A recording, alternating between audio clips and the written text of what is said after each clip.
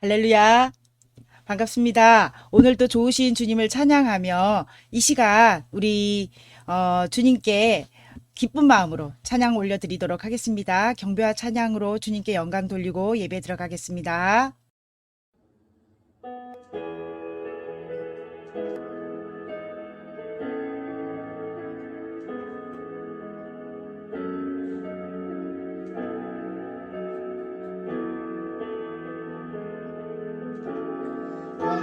완전하신 나의 주 의의 길로 날 인도하소서 행하신 모든 일 주님의 영광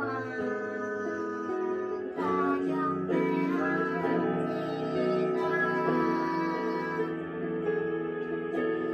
완전하신 나의 주 의의 길로 날 인도하소서 행하신 모든 일 주님의 영광 다 경배합니다. 예배합니다. 찬양합니다. 주님만 날 다스리소서. 예배합니다. 찬양합니다. 주님 홀로 받으소서.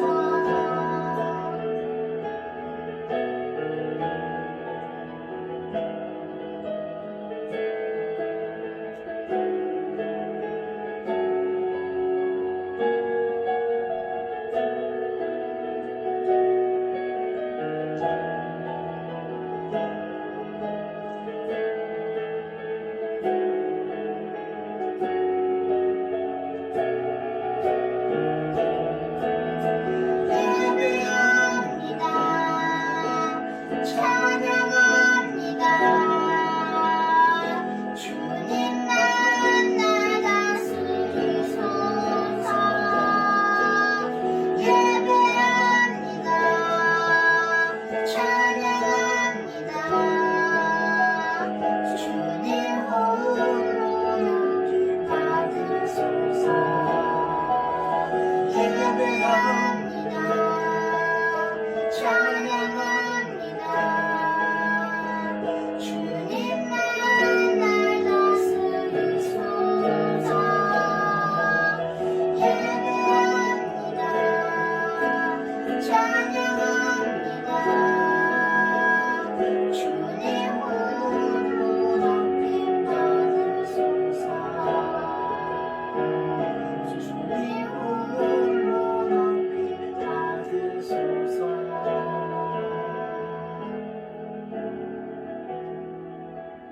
네, 합심 기도 드림으로 예배 준비하겠습니다. 첫 번째는 비대면 예배가 장기화되고 있는 상황이지만 장병들의 집합이 가능한 상황이니 주님을 만날 수 있도록 교회로 장병들을 보내 주시옵소서. 코로나19 예방접종의 진행 상황을 선하게 인도하여 주셔서 국민들의 건강을 지켜 주시옵소서. 계획하고 있는 성경 공부가 개인의 신앙 성장과 공동체를 섬길 수 있도록 인도하여 주시옵소서. 우리 이러한 세 가지 기도 제목으로 기도하며 나아가겠습니다. 주님, 하나님 아버지, 주님, 비대면 예배가 장기화되고 있습니다. 하나님 아버지, 그런 상황인데 예배가 장기화되는 동안 장병들의 집합이 가능한 상황입니다. 주님을 만날 수 있는 교회들의 장면들 주시옵소서. 주시옵소서. 하나님의 지은 사항을 선하게 인도하여 주시고 주시옵소서. 계획하고 있는 성경과 개인의 신앙생활과 공동체를 예수님과 인도하여 주시옵소서. 아버지 예수 오시고 전쟁에 주시옵소서.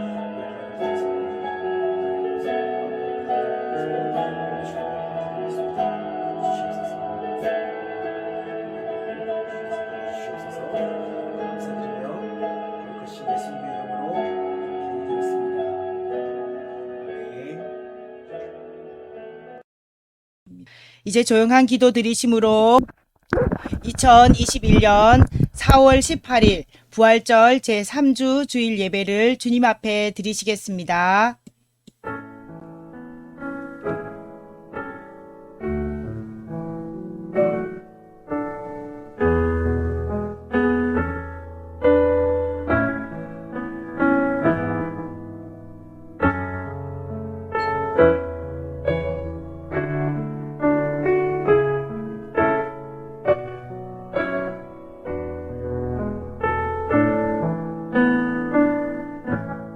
너희는 떨며 범죄하지 말지어다. 자리에 누워 심중에 말하고 잠잠할지어다. 의의 제사를 드리고 여호와를 의지할지어다. 천지를 만드시고 우리에게 소망을 주신 하나님, 거룩하신 주님의 이름을 찬양할 수 있는 영광과 또 주님을 기억하는 삶을 살게 하여 주심에 감사드립니다. 이 시간 주님이 우리의 삶을 주관하심을 믿기에 전심으로 주님을 예배하고자 모였습니다. 기쁨으로 참여한 자도 있지만 아픈 자도 있고 상처받은 자도 있으며 답답함을 안고 온 자들도 있습니다. 모습과 형편은 달라도 우리의 예배를 기쁘게 받으시고 각각의 심령들을 친히 만나주시고 어루만져 주시옵소서. 예수님의 이름으로 기도합니다. 아멘. 교독문 5번, 10편, 8편을 우리 교독하시겠습니다. 여호와 우리 주여, 주의 이름이 온 땅에 어찌 그리 아름다운지요. 주의 대적으로 말미암아 어린 아이들과 젖먹이의 입으로 곤농을 세우셨으며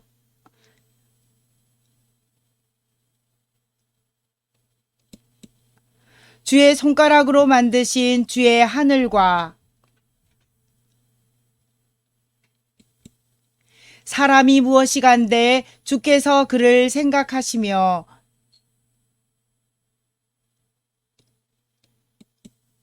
그를 하나님보다 조금 못하게 하시고 주의 손으로 만드신 것을 다스리게 하시고 만물을 그의 발 아래 두셨으니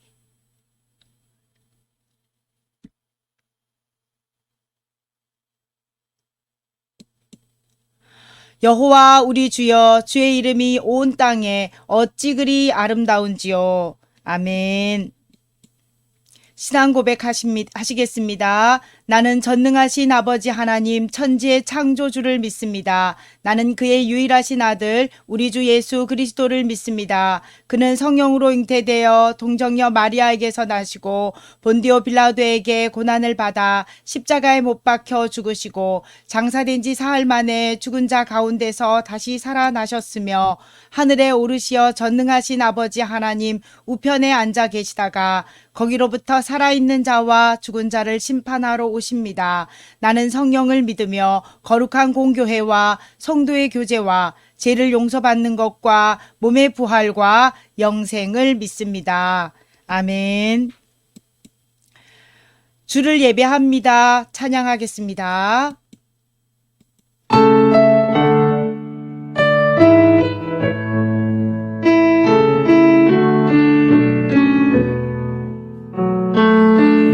지으시고 만물을 지으시고 여전히 다스리는 창조주 하나님을 우리는 믿습니다. 이 시간 함께 모여 우리를 원하시는 사랑의 하나님을 예배합니다. 죄로 멀어진 우릴 위해 이 땅에 오신 어린 양 예수, 길과 진리 생명주를 통해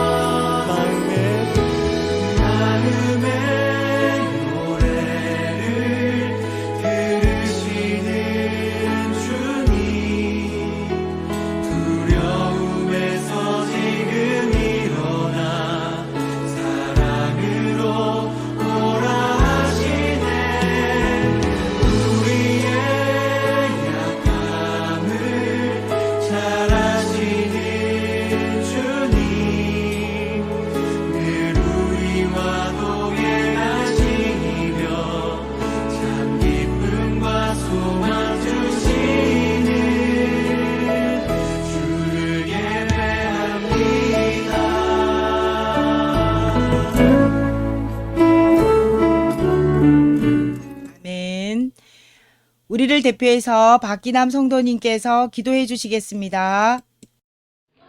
기도하겠습니다. 하늘에 계신 우리 아버지, 오늘도 한마음으로 각자의 자리에 모여 예배하게 하심을 감사드립니다. 하루빨리 코로나19가 종식되어 자유롭게 하나님을 예배하고 찬양하는 날이 오게 하여 주옵소서. 주님, 한 주 동안 주님 뜻대로 살지 못한 우리들의 나약한 모습을 용서하여 주시고 나 자신을 내세우기보단 주님을 먼저 내세우는 우리가 될 수 있도록 도와주옵소서. 주님, 오늘도 안 보이는 곳에서 주님을 위해 일하는 자들이 있습니다. 그들의 헌신과 봉사를 기억하셔서 복을 더하여 주시고 특히 말씀 전하시는 김은여 목사님을 축복하여 주시고 가정 역시 주님께서 보호하여 주옵소서. 예배 시작부터 끝까지 함께 하실 줄 믿사오며 예수 그리스도 이름으로 기도드립니다. 아멘.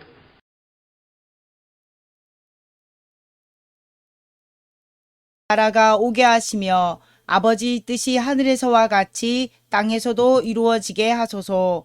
오늘 우리에게 일용할 양식을 주시고 우리가 우리에게 잘못한 사람을 용서하여 준 것 같이 우리 죄를 용서하여 주시고 우리를 시험에 빠지지 않게 하시고 악에서 구하소서. 나라와 권능과 영광이 영원히 아버지의 것입니다.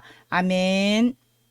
주님의 말씀을 봅니다. 오늘은 창세기 1장 1절에서 2장 1절까지의 아주 긴 말씀을 우리 배재권 성도님께서 읽어주실 텐데 샌드 아트 배경으로 말씀을 읽을 때 같이 은혜 받도록 하겠습니다. 창세기 1장 1절에서 2장 1절 말씀. 태초에 하나님이 천지를 창조하시니라. 땅이 혼돈하고 공허하며 흑암이 깊음 위에 있고 하나님의 영은 수면 위에 운행하시니라. 하나님이 이르시되 빛이 있으라 하시니 빛이 있었고 빛이 하나님이 보시기에 좋았더라. 하나님이 빛과 어둠을 나누사 하나님이 빛을 낮이라 부르시고 어둠을 밤이라 부르시니라. 저녁이 되고 아침이 되니 이는 첫째 날이니라. 하나님이 이르시되 물 가운데 궁창이 있어 물과 물로 나뉘라 하시고 하나님이 궁창을 만드사 궁창 아래에 물과 궁창 위에 물로 나뉘게 하시니 그대로 되니라. 하나님이 궁창을 하늘이라 부르시니라. 저녁이 되고 아침이 되니 이는 둘째 날이니라. 하나님이 이르시되 천하의 물이 한 곳으로 모이고 묻이 드러나라 하시니 그대로 되었니라. 하나님이 묻을 땅이라 부르시고 모인 물을 바다라 부르시니 하나님이 보시기에 좋았더라. 하나님이 이르시되 땅은 풀과 씨 맺는 채소와 각기 종류대로 씨 가진 열매 맺는 나무를 내라 하시니 그대로 되어 땅이 풀과 각기 종류대로 씨 맺는 채소와 각기 종류대로 씨 가진 열매 맺는 나무를 내니 하나님이 보시기에 좋았더라. 저녁이 되고 아침이 되니 이는 셋째 날이니라. 하나님이 이르시되 하늘의 궁창에 광명체들이 있어 낮과 밤을 나뉘게 하고 그것들로 징조와 계절과 날과 해를 이루게 하라. 또 광명체들이 하늘의 궁창에 있어 땅을 비추라 하시니 그대로 되니라. 하나님이 두 큰 광명체를 만드사 큰 광명체로 낮을 주관하게 하시고 작은 광명체로 밤을 주관하게 하시며 또 별들을 만드시고 하나님이 그것들을 하늘의 궁창에 두어 땅을 비추게 하시며 낮과 밤을 주관하게 하시고 빛과 어둠을 나뉘게 하시니 하나님이 보시기에 좋았더라. 저녁이 되고 아침이 되니 이는 넷째 날이니라. 하나님이 이르시되 물들은 생물을 번성하게 하라.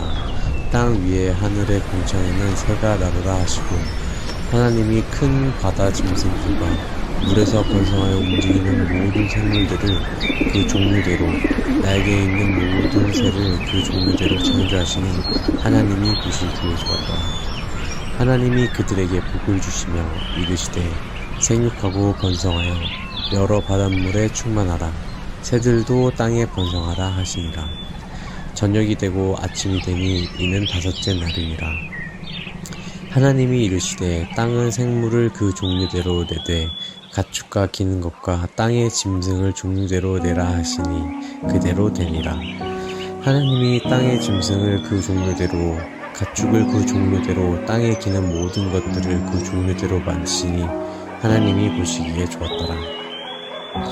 하나님이 이르시되 우리의 형상을 따라 우리의 모양대로 우리가 사람을 만들고 그들로 바다의 물고기와 하늘의 새와 가축과 온 땅과 땅에 기는 모든 것을 다스리게 하자 하시고 하나님이 자기 형상 곧 하나님의 형상대로 사람을 창조하시되 남자와 여자를 창조하시고 하나님이 그들에게 복을 주시며 하나님이 그들에게 이르시되 생육하고 번성하여 땅에 충만하라 땅을 정복하라 바다와 물고기와 하늘의 새와 땅에 움직이는 모든 생물을 다스리라 하시니라.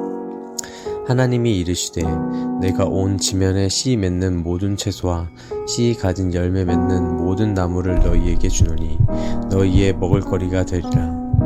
또 땅의 모든 짐승과 하늘의 모든 새와 생명이 있어 땅에 기는 모든 것에게는 내가 모든 푸른 풀을 먹을거리로 주노라 하시니 그대로 되니라.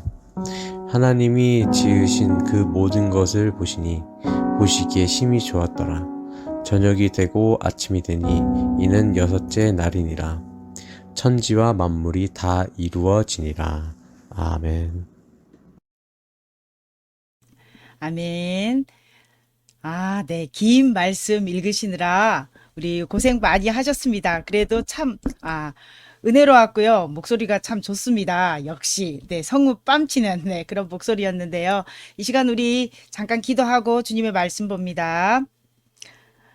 오늘도 말씀하시는 주님 앞에 섭니다. 겸손히 주님의 뜻을 깨닫고 순종할 마음을 주시옵소서. 악한 영들에게 주님이 주시는 말씀을 빼앗기지 않도록 도우셔서 잡생각으로부터 졸음으로부터 산만한 환경으로부터 우리를 붙잡아 주옵소서. 주님의 말씀이 우리의 삶의 지표인 줄로 압니다. 감사드리며 예수님의 이름으로 기도합니다. 아멘. 네, 오늘의 말씀은 창세기 1장 1절에서 2장 1절의 말씀을 가지고 하나님이 세상을 만드셨습니다 라는 제목으로 증거합니다. 우리 가족들에게 또 예배당에서 예배하고 있는 우리 용사들 그리고 우리 집사님 같이 우리 이렇게 서로에게 우리 팩트 말해줄까요? 하나님이 세상을 만드셨습니다 라고 사실을 우리 알려주도록 합시다. 하나님이 세상을 만드셨습니다.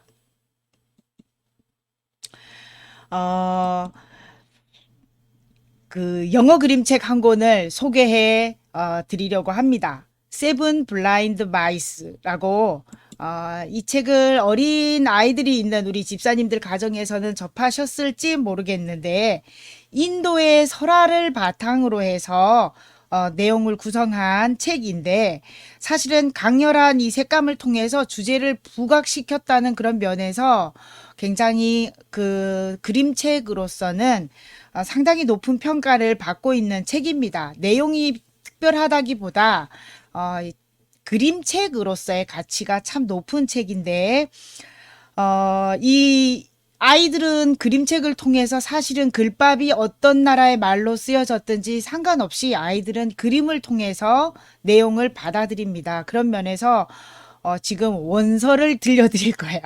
그렇지만 아이들은 원서에는 뭐 귀 기울이지 않더라도 내용을 파악할 텐데 원서 들으면서 스토리가 어떤 내용인지 우리 한번 먼저 들어보도록 하겠습니다. Seven Blind Mice by Ed Young. One day, 7 blind mice were surprised to find a strange something by their pond. "What is it?" they cried, and they all ran home. On Monday, Red Mouse went first to find out. "It's a pillar," he said. No one believed him. On Tuesday, Green Mouse set out. He was the second to go. "It's a snake," he said. "No," said Yellow Mouse on Wednesday. "It's a spear." He was the third in turn.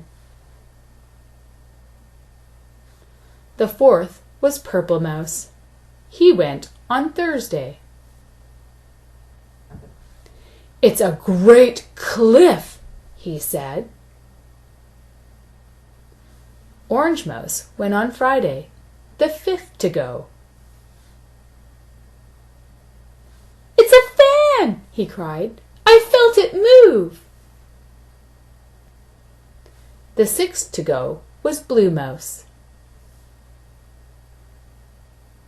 He went on Saturday and said, It's nothing but a rope. But the others didn't agree. They began to argue. A snake, a rope, a fan, a cliff. Until on Sunday, White Mouse, the 7th mouse, went to the pond. When she came upon the something, she ran up one side and she ran down the other. She ran across the top and from end to end. Ah, said White Mouse, now I see.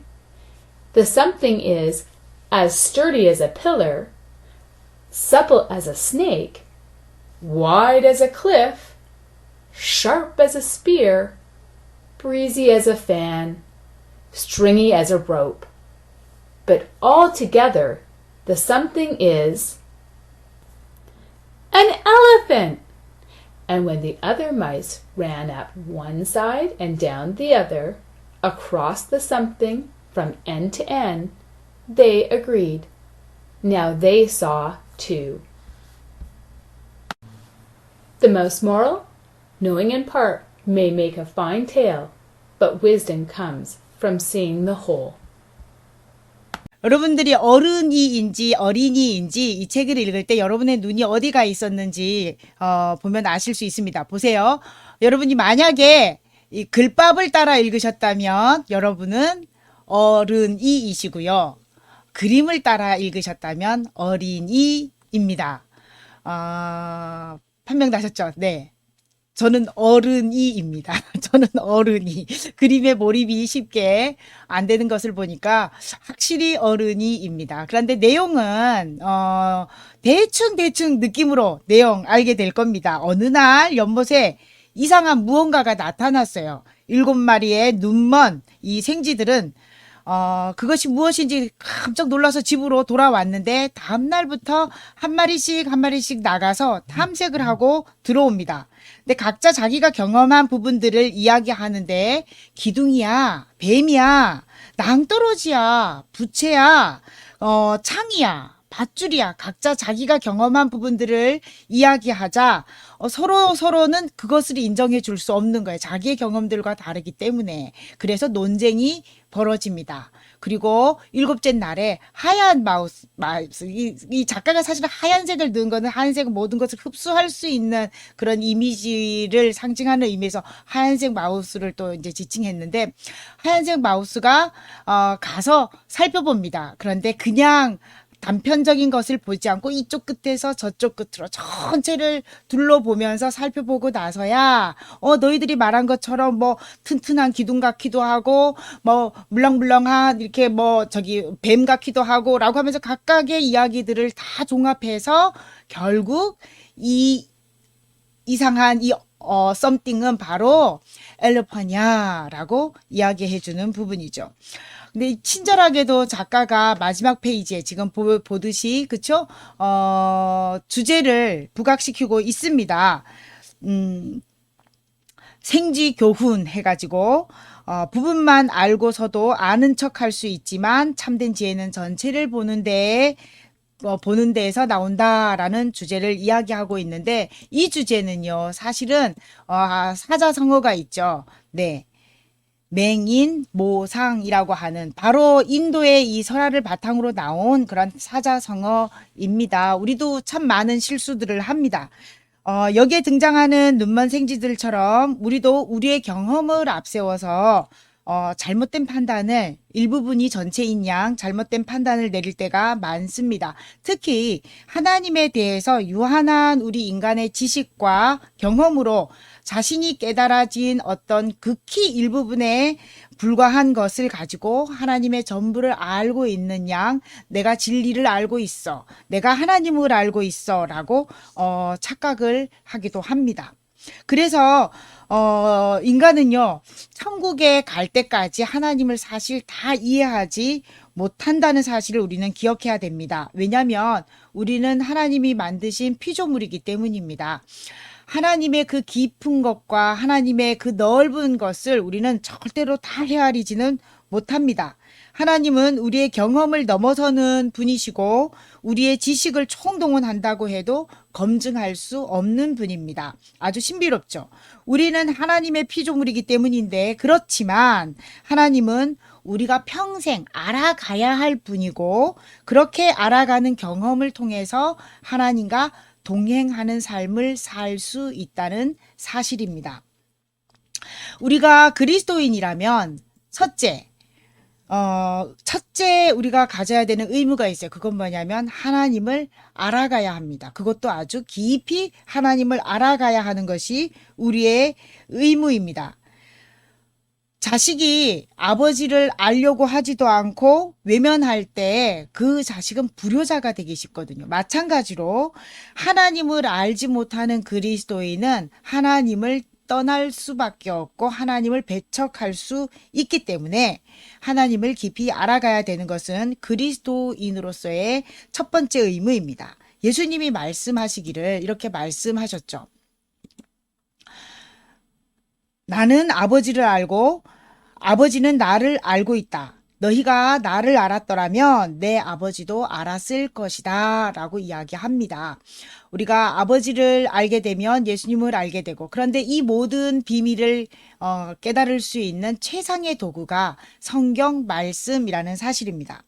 우리는 자연현상을 통해서 하나님을 만날 수 있습니다. 그리고 하나님을 이해할 수 있습니다. 또한 우리의 신앙체험, 특별한 어떤 기적의 경험이라든가 신유의 경험을 통해서 하나님을 만날 수 있습니다. 자연의 경이로움 속에서 감탄할 수는 있어도 그 감탄에 그치는 경우가 많죠. 내 삶의 주인으로 받아들이기는 그렇게 받아들이는 사람은 극히 제한됩니다. 이어령 교수님이 자신의 어릴 적에 들판에 나갔다가 노을이 지는 그 장면을 보면서 자신도 모르게 눈물을 흘렸다고요. 그날 왜 자기가 눈물을 흘렸는지, 그날 감정을 정확하게 표현해내지 못하셨다고 합니다. 그런데 70이 넘어서 예수님을 영접하고 나서야 깨달았답니다. 그날 그것이 하나님을 만난 첫 경험이었다라고 이야기합니다. 나는 그날 하나님의 광활한 그 하나님을 경험하였다. 그런데 본인은 그것이 하나님을 경험한 것인지를 인지하지 못했고 표현하지 못했고, 그래서 하나님 앞에 무릎 꿇으며 나의 주님입니다라고 고백하지 않았던 거예요. 한 60년 이상의 세월이 지나서 나이가 70이 넘은 할아버지가 되어서 예수님을 영접했던 것입니다. 우리가 체험을 이야기합니다. 그래서 우리가 본인이 경험한 그 신비로운 체험을 통해서 하나님을 만난 그 경험을 이웃들에게 증거를 하죠. 그런데 활활 타는 장작불처럼 순간 타오르다가 꺼지기 시작하면 그때부터는 하나님을 떠나는 예도 생기고 하나님과 멀어진 삶을, 다시 원점으로 돌아가는 삶을 살아가기도 합니다. 그때 나타났던 하나님은 나에게 일시적이었었나 보다. 지금 하나님은 나와 함께 계시지 않아 라고 하는 불안감을 가지고 하나님을 떠나는 그런 삶들을 살게 됩니다. 영원하지 못합니다. 하지만 하나님의 말씀은, 성경 말씀은 날마다 읽음으로 인해서, 날마다 묵상함으로 인해서 그날 주시는 그날에 합당한 하나님의 은혜를 공급받을 수 있기 때문에, 하나님을 만날 수 있기 때문에 하나님을 알아가는 최상의 도구가 됩니다. 청파교회의 김기성 목사님께서 그분의 말씀을 듣다가 이런 이야기를 들은 적이 있습니다. 초등학교 5학년 때로 제가 들었던 기억이 나는데, 그때 상경해서 공부를 이제 하게 되어서 부모님과 떨어져서 생활을 하게 되었는데, 사실 5학년이면 어린 나이죠. 그렇죠? 무척 그래서 부모님의 정이 고파서 사실은 무척 힘들었다고 합니다. 심리적으로 많이 힘들어 했었는데 아버지께서 시골에서 날마다 편지를 보내오셨대요. 그래서 학교에서 가방을 들쳐매고 집으로 돌아올 때 제일 먼저 아버지의 편지를 찾았고 그 아버지의 편지를 읽다가 품에 안고 잠들곤 했다고 합니다. 마치 아버지가 바로 옆에 있는 것 같은 그 경험을 이야기하시는데 우리가 성경 말씀은 바로 하나님의 이런 사랑의 편지, 하나님이 우리에게 보내시는 사랑의 편지입니다. 하나님 아버지가 어떤 분이신지를 그 편지를 통해서 하나님은 나타내십니다. 하나님은 우리의 위로의 하나님, 사랑의 하나님, 치료의 하나님, 전지전능하신 하나님, 그리고 친구이신 하나님, 때로는 아빠이신 하나님, 때로는 엄마이신 하나님으로서 성경 말씀을 통해서 우리에게 보여줍니다. 물론 우리의 경험을 통해서나 또 신비한 체험, 그리고 자연을 통해서도 알려주시지만 성경 말씀에서 이 모든 하나님의 속성들을 우리가 배워갈 수 있고 알아갈 수 있습니다. 중요한 것은 그 하나님이 오늘 내 삶에 어떻게 역사하시는지 내가 경험해야 한다는 사실이에요. 내가 느끼고 경험하고 그래서 하나님을 찬양하고 하나님이 무엇을 원하시는지 살피고 그래서 하나님의 뜻을 이행하는 그런 삶을 살아가야 합니다. 날마다 말씀 묵상을 통해서 하나님이 어떠한 분이신지 또 나에게 누구로 다가오시는지 여러분 경험하시고 하나님의 뜻을 쫓아 사는 삶을 살아가시기를 축원합니다. 창세기 1장을 통해서 우리는 또 하나님을 우리가 오늘은 창세기 1장에 나타난 하나님의 모습을 제가 전하고 싶은데 1장을 통해서 우리는 천지를 창조하신 하나님, 세상을 만드신 하나님을 만나게 됩니다. 태초에 하나님이 천지를 창조하시니라 라고 말씀하셨는데 딱 네 단어로 이용하셨습니다. 태초, 하나님, 천지, 창조. 놀라운 것은 이 네 단어를 우리가 그 깊이와 넓이를 측량할 수 없다는 사실입니다. 과학자들이 지구의 나이를 46억 년으로 보죠. 물론 과학적인 그 충분한 증빙 자료들을 가지고 그렇게 46억 년이라고 말합니다. 이 우주가 그럼에도 불구하고 지구의 나이를 측정했지만 그러나 그들은 우주 바깥에서 살아보지 않았기 때문에 우주에서 측량해보지 않았기 때문에 우주가 언제 생성되었는지에 대해서는 모릅니다. 이 태초라는 시점이 바로 언제부터인지 우주 밖에 나가보지 않았기 때문에 절대로 측량할 수 없다는 사실입니다. 그리고 하나님이 누구인지에 대해서 사실 우리는 모른다고 먼저 말씀드렸고요. 천지 하늘과 땅인데 여러분 땅은 우리가 밟고 있으니까 뭐 감은 조금 온다 하더라도 천지 하늘은 어디까지일까요? 우리는 뭐 성층권, 대기권, 성층권 뭐 하면서 이렇게 층층층 분류해서 나누기는 했지만 굉장히 제한적이죠. 최신 과학 설비를 동원해서 인간이 관측할 수 있는 가장 먼 별의 거리가 200억 광년이라고 합니다. 이 거리가 어느 정도냐면 1초에 30만 킬로미터에 이르는 빛이 200억 년 동안 계속 달려야 다다를 수 있는 거리라고 합니다. 그런데 그 거리조차도 하나님의 시각에서 하나의 점에 불과하다는 사실이에요. 그러니 우주가 얼마나 넓은지 우리는 상상할 수조차 없습니다. 창조의 능력, 우리에게는 하나님께서 하나님의 형상을 닮게 하심으로 무언가를 만들어낼 수 있는 능력을 주셨어요. 그런데 무에서 유를 만드는 능력이 아니죠. 있는 것에서 새로운 것을 재창조해낼 수 있는 능력은 있지만 하나님이 만드신 창조는 무에서 유인데 그 창조를 우리는 감히 흉내낼 수조차 없다는 사실입니다. 인간의 능력이 얼마나 대단하냐면 얼마 전에 TV에서 봤습니다. 크리스퍼라고 하는 유전자 가위 기술을 우리가 가지고 있어서 그 기술로 유전자의 특정 부위를 잘라내서 재조합하는 거죠. 그래서 어느 질병이 있다 하면 그 질병을 일으키는 유전자 부분을 잘라내고 잘 조합해서 그 질병이 유전되지 않도록 새로운 생명체를 만들어내는 기술, 그리고 실제로 배양을 해서 이렇게 정상적인 방법이 아닌 과학의 방법으로 사람을 만들어낼 수 있는 그런 기술에까지 이르렀습니다. 그런데 그 생명에 대한 인권의 문제와 생명 존중에 관한 문제와 신의 능력에 대한 도전의 문제, 이 모든 윤리 도덕적인 문제에 있어서 실행화시키지는 못하죠. 굉장한 재앙입니다. 하지만 질병을 치료하는 부분에 잘 사용한다면 너무나도 좋은 영향을 미칠 수도 있겠지요. 어쨌든 중요한 것은 인간의 창조라고 하는 것은 무에서 유를 창조해 내신 하나님의 창조와는 비교할 수 없다는 사실입니다. 그러므로 창세기 1장 1절의 말씀을 접할 때 우리는 하나님을 분석의 대상이 아니라 알아가려고 하는 지적인 대상이 아니라 믿음의 대상임을 우리가 깨달아야 한다는 사실입니다. 그런데도 진화론 앞에서 창세기 1장을 우리는 분석하고 에너지를 많이 빼냅니다. 그곳에 분석하고 연구하느라고. 그래도 해석되지 않은 많은 허점들이라고 우리는 이야기하죠. 성경에 허점들이 있다. 성경에 문제점들이 있다라고 우리는 발견을 합니다. 왜냐하면 우리는 과학적인 사고에 매여 있기 때문입니다. 창조의 날들을 우리는 물리적인 시간으로 계산하죠. 물리적으로 24시간이라고 하는 이 시간의 틀 속에서 하루, 이틀, 3일, 4일, 5일, 6일, 7일로 보니까 창조의 그 스토리가 완벽하게 우리가 이해할 수 없게 되는 겁니다.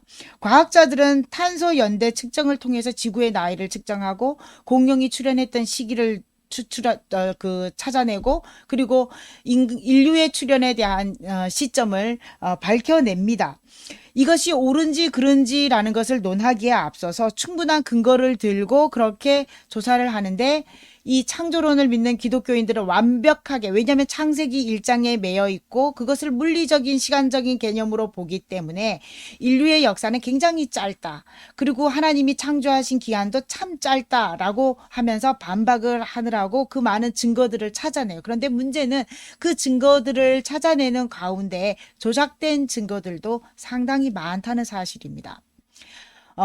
대표적인 예로 보면 그러니까 하나님이 6일째 되는 날 짐승들과 사람을 만드셨기 때문에 공룡과 사람은 동시대에 살았다라는 것을 우리는 증명해내야 되는 거죠. 그러다 보니까 공룡 발자국 위에 인류의 발자국이 있는 어느 화석을 증거 자료로 냅니다. 그런데 그게 객관화될 수 있는 자료이냐라고 하는 것에는 저의 짧은 시각으로도 의문을 품게 됩니다.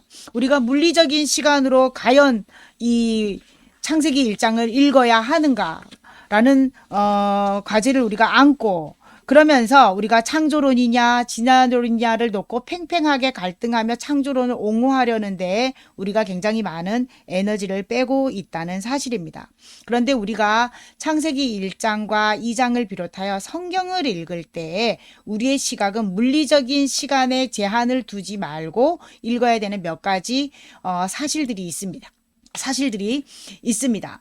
먼저는 특별히 이 창조 이야기를 이야기하는 이 창세기 1장과 2장의 부분은 사실은 두 가지 창조 이야기가 합해진 거예요.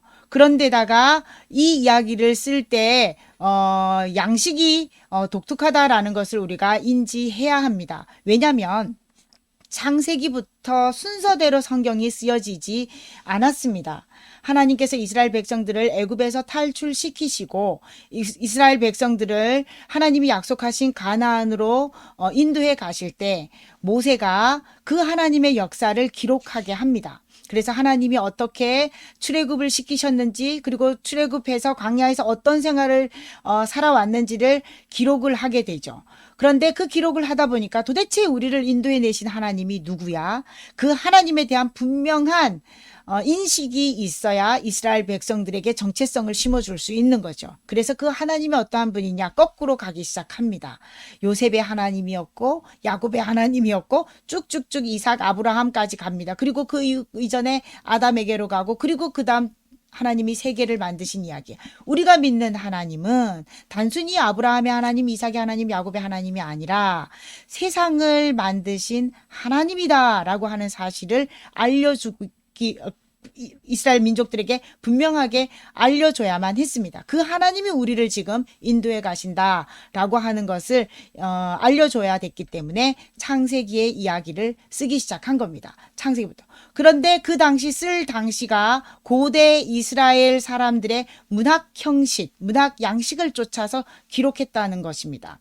그러니까 물리적인 시간에 첫째 날, 둘째 날, 셋째 날이 아니라 하나님께서 창조하실 때 순서가 이러했다라는 개념으로 보되 잘 읽어보면 한편의 시를 읽는 느낌이 듭니다. 아주 그 전개 방식이 똑같습니다. 하나님이 선포하시고 세상이 만들어지고 그것이 만들어지고 그리고 그거에 대한 하나님의 평가가 있고 그 다음 저녁이 되고 아침이 되니 몇째 날이더라 라고 하는 구조를 띠면서 가죠. 굉장히 운율이 있는 시적 표현들이죠.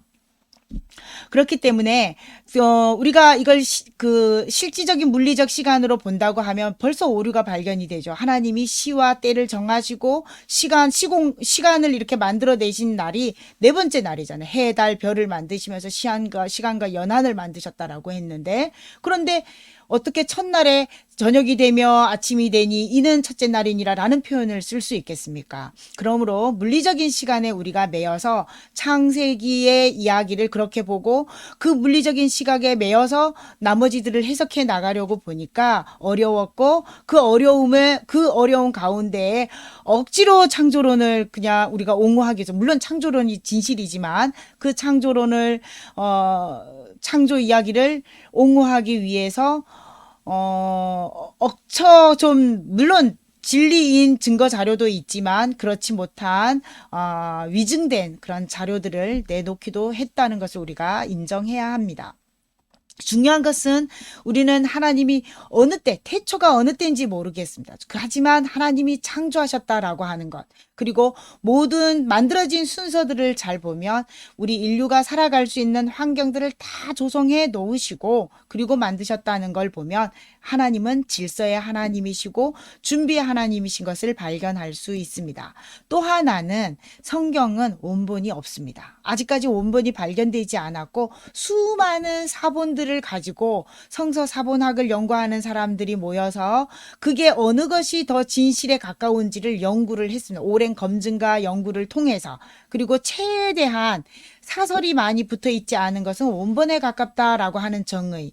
그리고 여러 사본들을 대조했을 때 계속 반복적으로 같은 소리를 하고 있는 그 본문, 문장 이런 것들을 채택해서 지금의 66권의 성경을 정경이다라고 정해놓게 되었고 카톨릭 같은 경우에는 정경 외에 외경을 더 삽입을 해서 하나님의 말씀을 읽습니다. 중요한 것은 이것이 오류가 아니다가 아니라 인간이 기록을 하는 과정에서 옮겨 적는 과정에서 자기의 생각과 자기의 관점이 추가될 수도 있었고 그러다 보니까 우리에게 좀 잘못 인식되어질 수 있다는 거죠. 예를 들면 지금 우리가 같이 예배를 드리고 있어요. 제가 설교 말씀을 전하고 여러분들이 예배를 드리는데 오늘 일기를 쓸 때 각자 오늘 예배 상황을 일기를 쓰지만 사실은 다 진실이에요. 하지만 일기는 다 틀리죠. 그 일기를 다 갖다가 놓고 분석을 해보면 표현력이 다 틀립니다.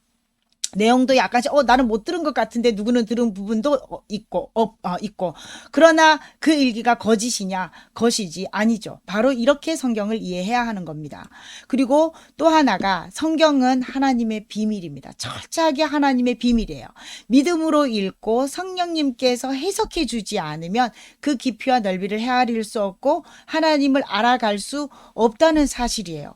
성경은 철저하게 비밀입니다. 그래서 하나님을 의지하고 믿는 자에게 성령님의 능력으로 성령님께서 해석해 주는 그 가운데 해석할 수 있는 것이 바로 성경이라는 사실을 우리가 인정해야 합니다.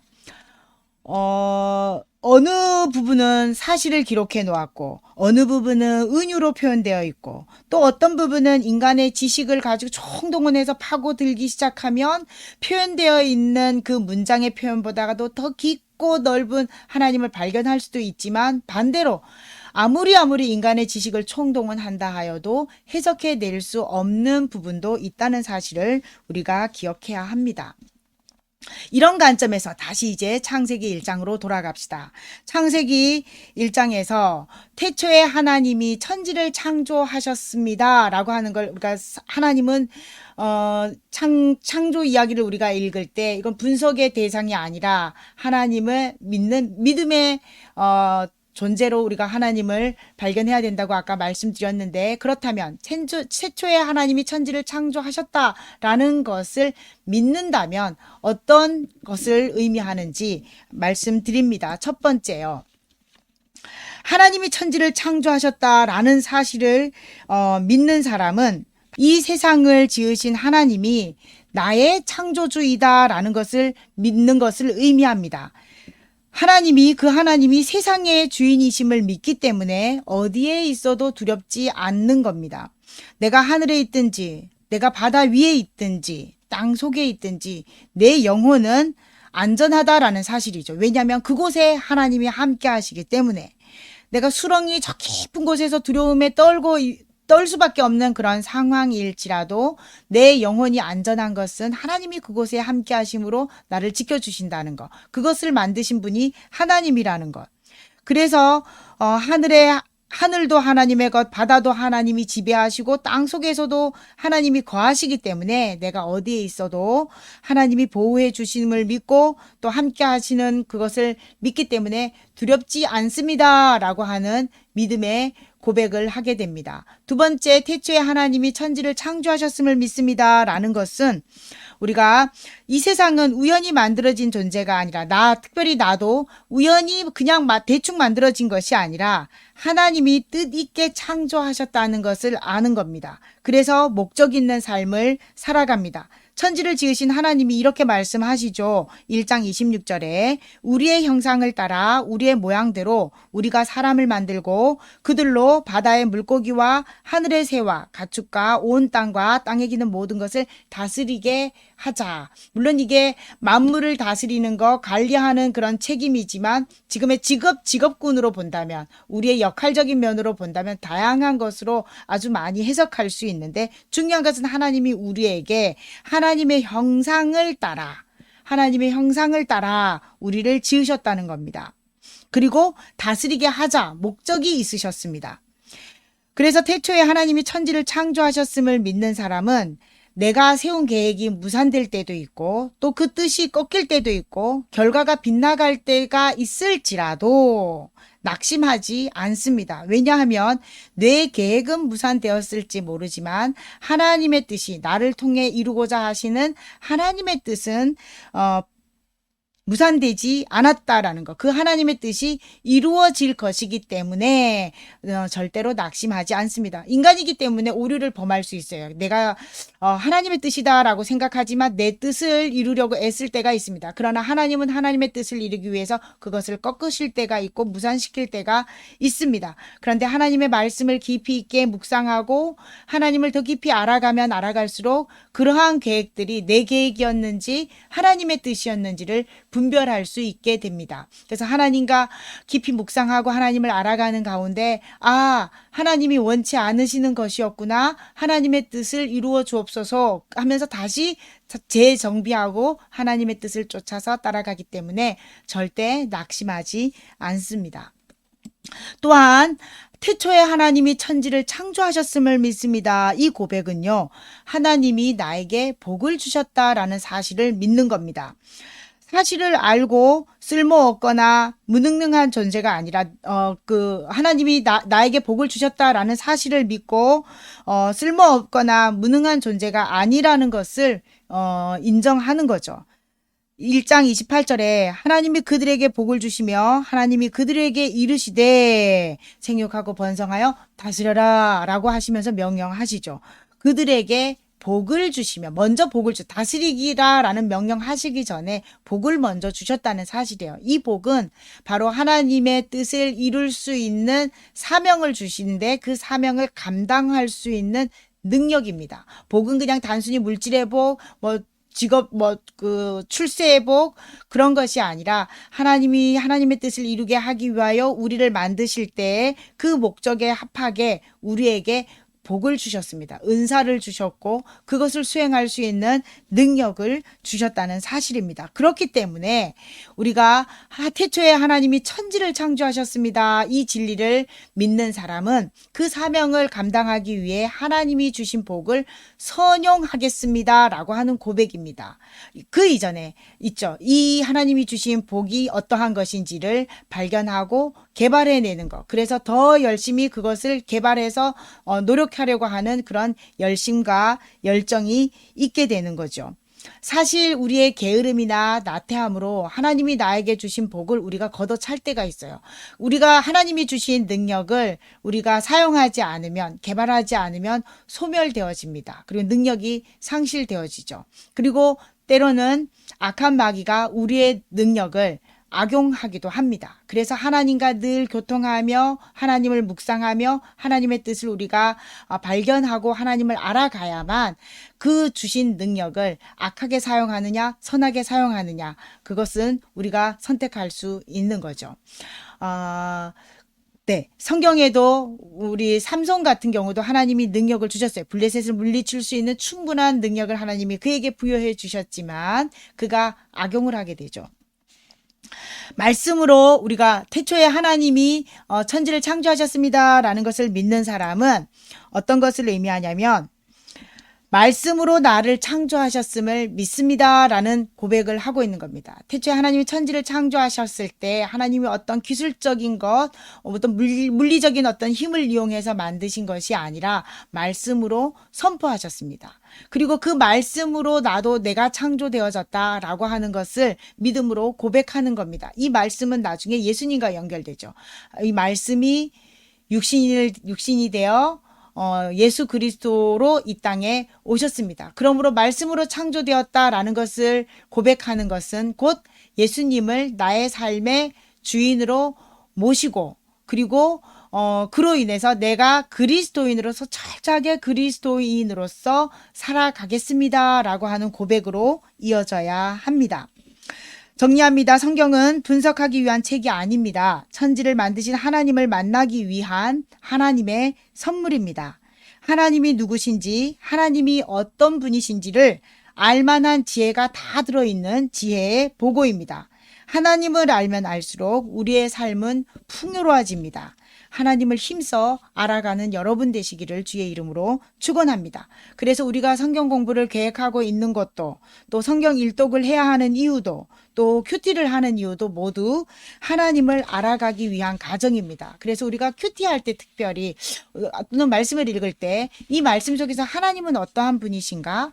라는 것을 우리가 질문을 던져보고 하나님을 찾아가는 훈련이 필요합니다.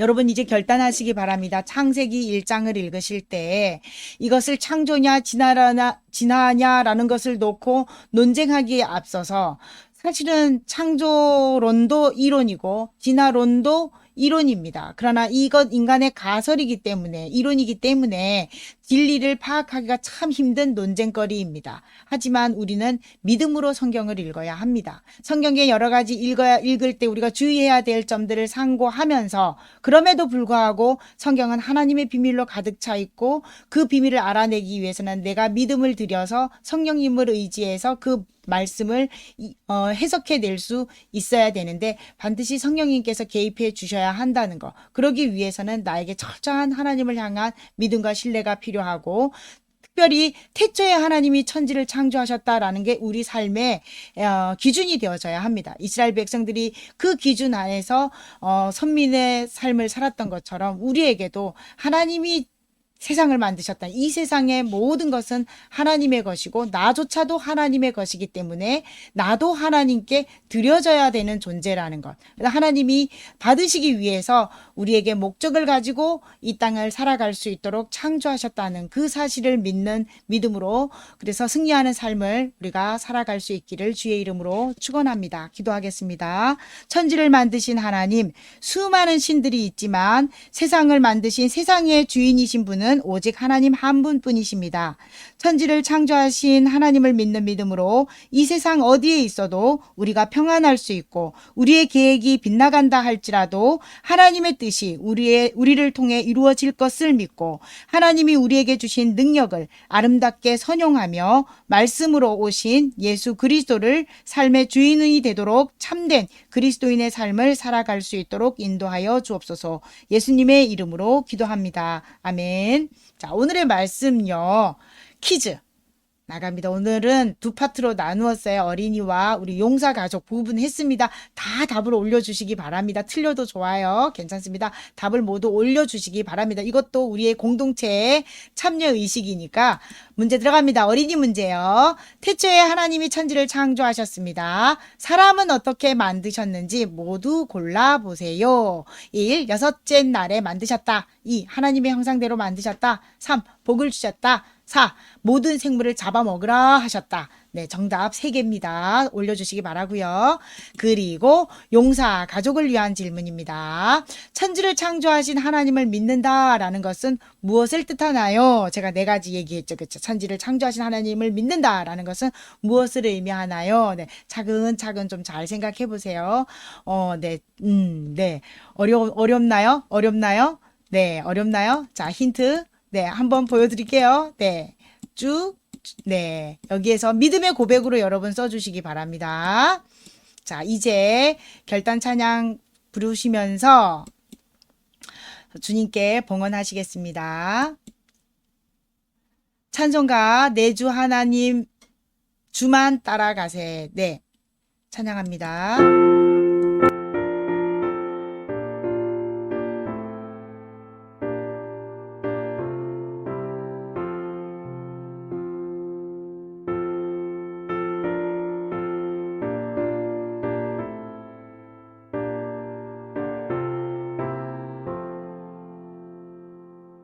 내 주 하나님 주만 따라가게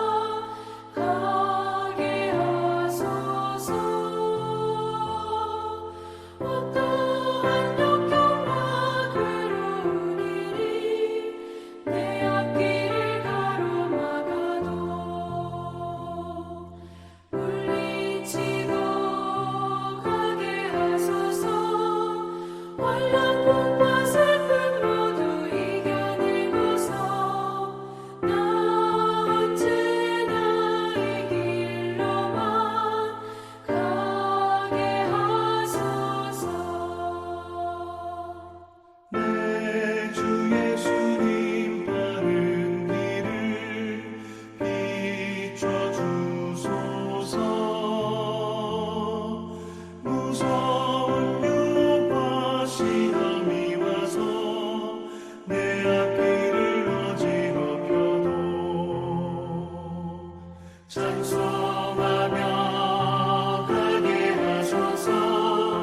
할렐루야 기뻐하고 감사하면서 나 언제나 이 길로만 가게 하소서.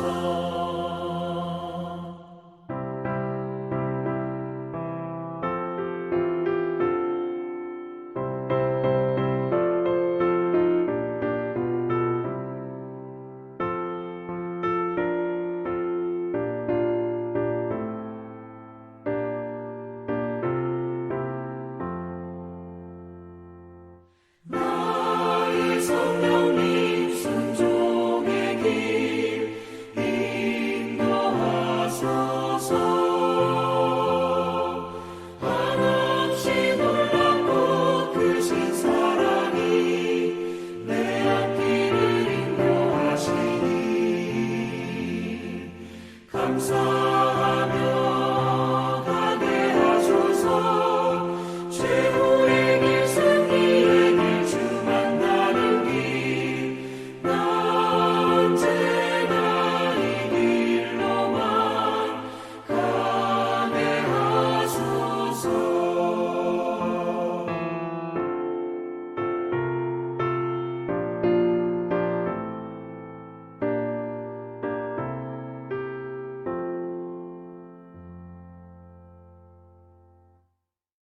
교회 소식 전해드립니다. 우리 계속 반복되지만 주님의 이름으로 환영합니다. 자, 네, 주님의 이름으로 환영합니다. 이따가 줌 통해서 얼굴 보면서 또 활짝 웃는 모습으로 우리 인사 더 하겠습니다. 우리가 교회에 모여서 온라인으로 참여하는 우리 네, 용사들 우리 아까 봤는데 네, 우리 재웅 형제랑 승민 형제 감사드리고요. 우리가 예배할 수 있는 자리에 나올 수 있는 거 사실 복입니다. 왜냐면 온라인 예배 드리면서 생활관에서 예배하기 어려워서 예배에 실패하는 용사들이 굉장히 많습니다. 하지만 그 의지를 들여서 예배당에 나올 수 있는 환경이 마련되어졌다는 것만으로도 너무 감사하고 하나님께서 특별한 은혜를 주실 겁니다. 20대 초반에 만난 하나님, 평생 하나님께서 끌어가시는 거 경험하게 될 거예요. 제가 그랬거든요. 하나님 축복하십니다.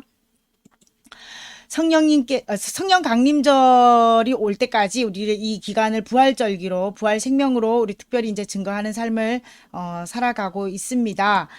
십자가로 사는 삶, 부활 생명을 전하며 날마다 승리합시다.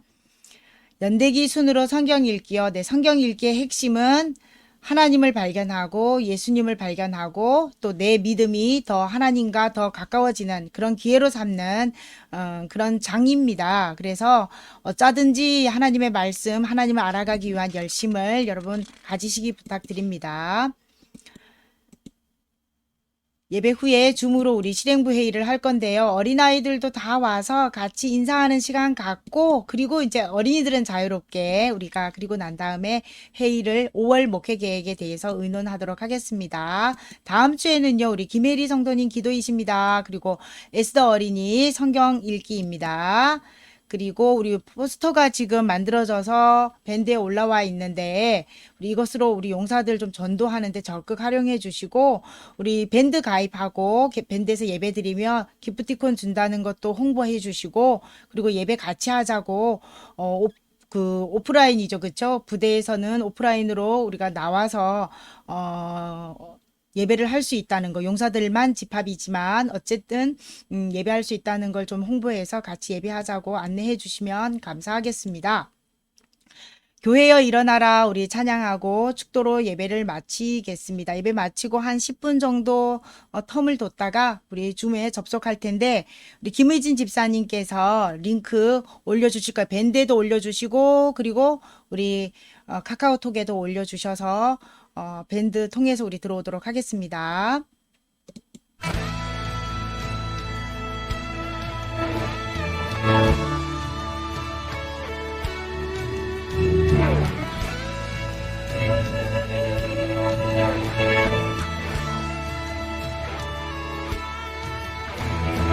교회여 일어나라 주께서 부르시니 두려움과 실패 내려놓고 교회여 일어나라 교회여 일어나라 주께서 보내시니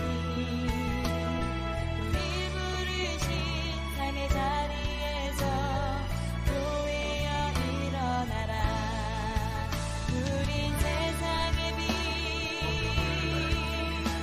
하나님의 편지 주의 교회 통해 세상이 주를 보리라 일어나라 아버지 사랑으로 아버지 능력으로 서로 하나 되어 그 빛을 비추라 노래하라 아버지의 사랑을 아버지의 크심을 이 삶의 노래로 주님을 나타내라 일어나라